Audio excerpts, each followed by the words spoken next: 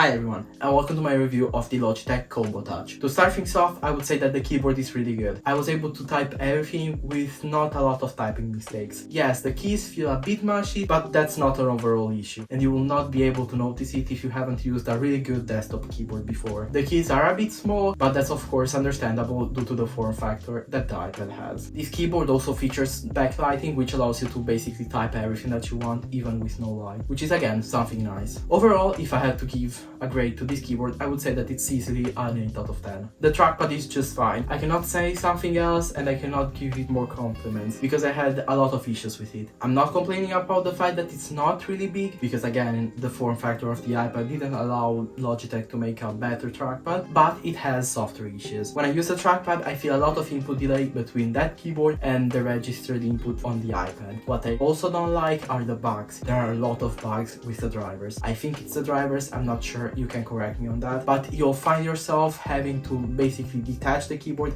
and reattach it to make it work because the cursor would just disappear completely, and that's not really nice. That's the biggest complaint that I have about this keyboard. And my keyboard is not just faulty. I have two keyboards. The first one had a lot more issues than this one, but this one still has a lot of issues. It's something that is worth keeping in mind when you buy this keyboard. What I liked about this trackpad is that it's clickable on the whole surface, but I think that the force touch that Apple implements is better than this, because if you drag some files from one app to the other, you'll have to click the trackpad again and you will not be able to do that, thus you'll have to use your finger. What I really like about this keyboard is the fact that I get all the protection that I need on the iPad, but I basically have my keyboard and I can attach it or detach it whenever I want. What I really like is that it uses the smart connectors on the back of the iPad. What does that mean? You won't ever have to charge this keyboard and it will basically take charge from the iPad. What I really liked as well is the stand, which will be able to make your viewing angle perfect. Before buying this keyboard, you should totally ask yourself, do I really need one? Because it's not in most cases where you need one, and all the apps are not really optimized for a keyboard and trackpad experience, but rather for a touchscreen experience, which will make your keyboard experience not so good. If you need a laptop, this is not the right choice for you. You just have to go for a laptop because this cannot replace a laptop. The file management is bad, background up refresh is also bad, and overall it's not worth it. But if you want to take some notes and the touchscreen keyboard is not good enough, then yes, I mean, you can go for that keyboard. And if you don't like the experience, because some of you I'm sure will not, you can of course refund this keyboard, and that's the whole thing. If you can find this keyboard for the rated price, so $150, I think that it's a good deal. Thanks a lot for watching, subscribe, and see you in the next one.